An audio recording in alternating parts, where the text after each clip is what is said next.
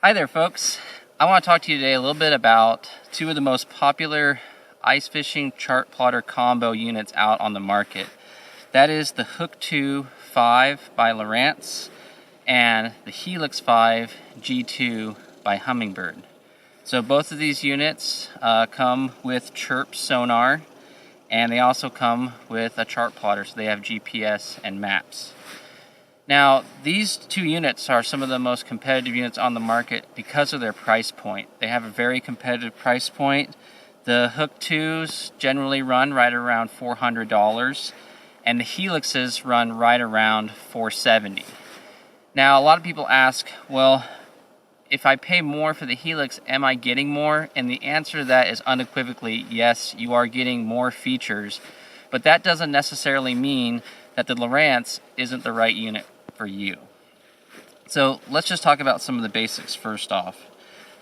So they both come with maps.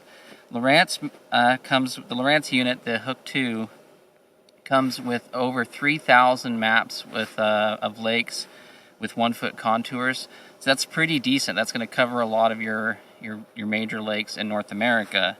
However, the base maps on the Humminbird are quite a bit better. There's over 10,000 lakes available on there, and the mapping contours are just as good as the Lowrance. So you're going to get a little bit better mapping. Now, you can always upgrade both units, right? You can always upgrade to Navionics on the Lowrance, and then you'll have a lot better mapping capabilities.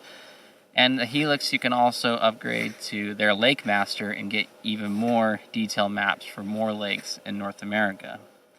That might be a decision maker for you, or it might not. Let's talk a little bit about the transducers that come with both of these ice units. With the Hook2, you get a 200 kilohertz high frequency chirp transducer. So chirp just basically means you get these radiated frequencies constantly spread, so you get a much better signal resolution. It's only 200 kilohertz on this one, whereas on this one here, on the Helix, it's 135 to 250 kilohertz. That's a broader spectrum on the chirp, and so that basically is going to give you even better resolution, especially on small, tiny ice jigs or when you're fishing at deeper depths.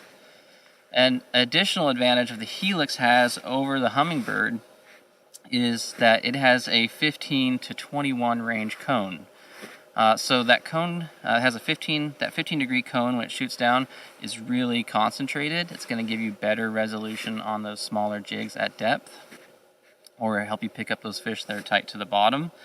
And then that 21 is going to spread out and give you a better picture of fish coming in to your gear.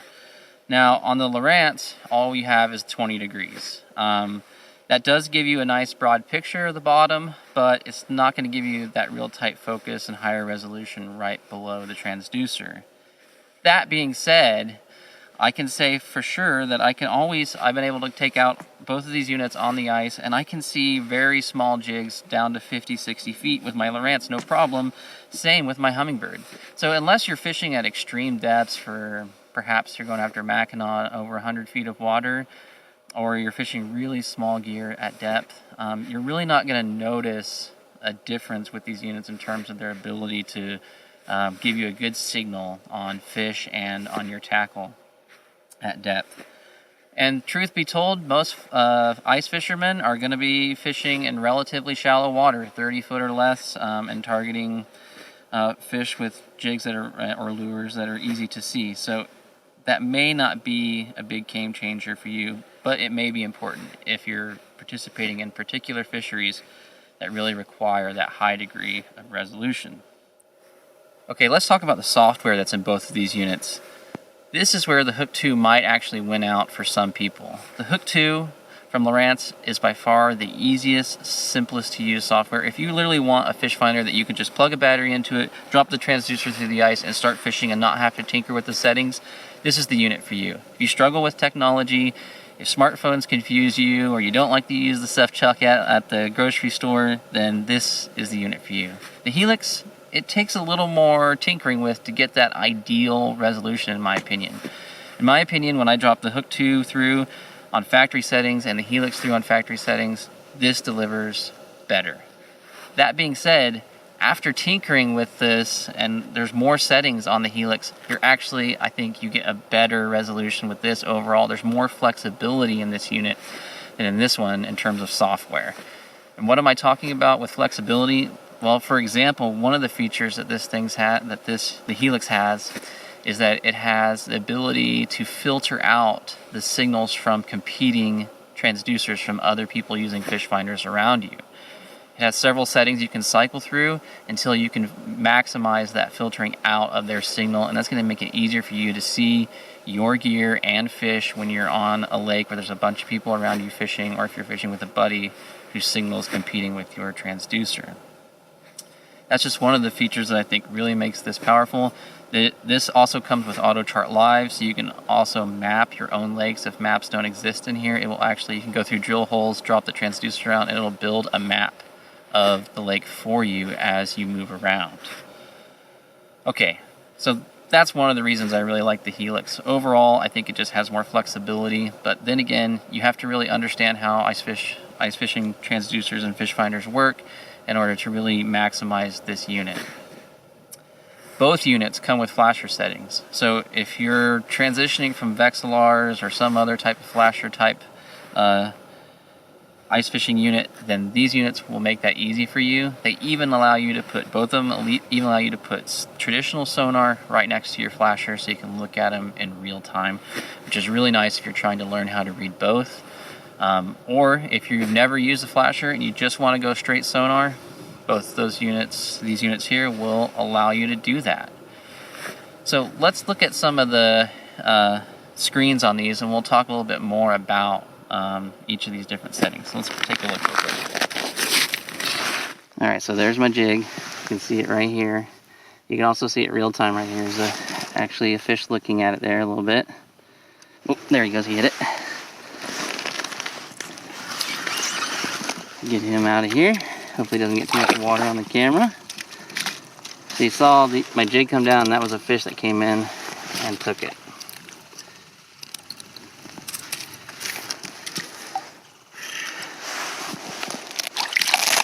Don't splash my camera.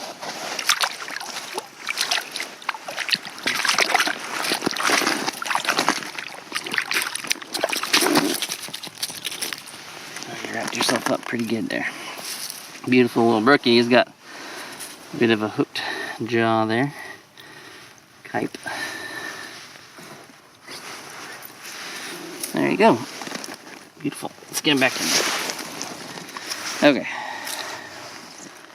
Now, one of the things I've noticed about the Hook2 is when I pull that transducer out when I'm fighting a fish, it often takes it several minutes sometimes to recapture the bottom.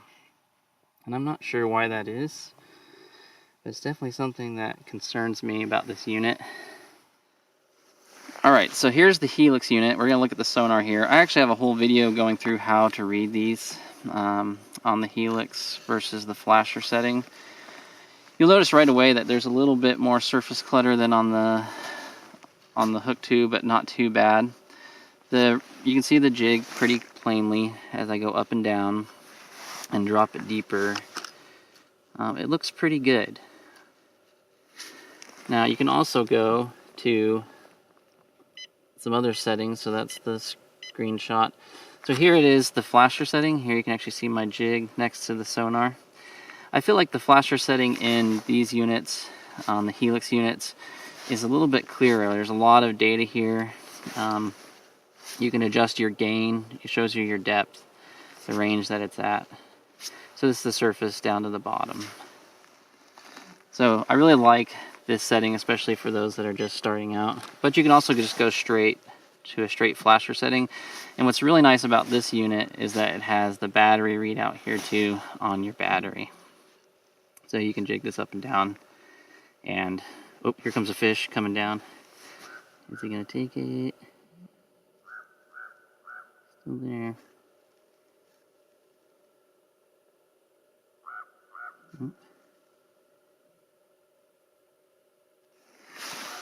Oh, swam away. Oh, he's coming back. He's following it. See him coming up right there.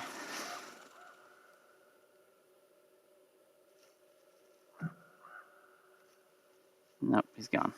Didn't go for it. Oh, he's coming back. He's kind of staying on the edge of the cone there. Not too sure.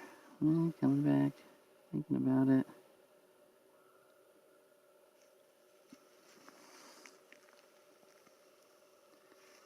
There's another one just coming off the bottom. Going back to the bottom. Decided, that's not good. I don't want to eat that. Well, thinking about it. Oops, there we go. Got him. The second fish came in there. Oh, I lost him. Came off. Okay, let's take a look at the flasher setting on this Lowrance unit. It's not as easy. You can't just cycle through like you can on the menu options with the Helix. So what you have to do is you have to push the menu button here. Go down to advanced, or actually more options, and then you can go down to where it says split. You can do a flasher setting. Press the, select that. Okay, there we go. So now I have a flasher setting next to the Sonar, and here you can see my jig go down. You can also see it simultaneously here about 4 feet. It's really clean and responsive, just as the Helix is. It doesn't give you a battery readout, but you have all the good information you need here. Depth, you can see the bottom here. And you can see that jig clearly here and here on the screen. You can actually change the speed at which the unit, on both these units, the readout comes across the screen, so you can get, there's a fish underneath the jig right now. So that's a fish right there. On the bottom, he's thinking about it. See if I go down to him and entice him up. Ooh, he's looking at it.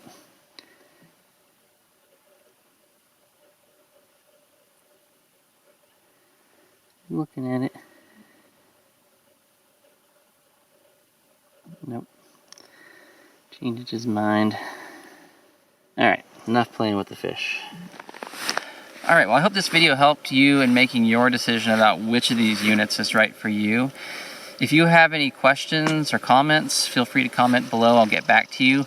I will have links to both of these units in the description below, so you can go online and check those out. Alright, I hope you have a great season on the ice. I do highly recommend investing in either one of these units. I don't think you'll be disappointed, and it will definitely help you increase the number of fish you pull through the ice this winter. Till next time, guys.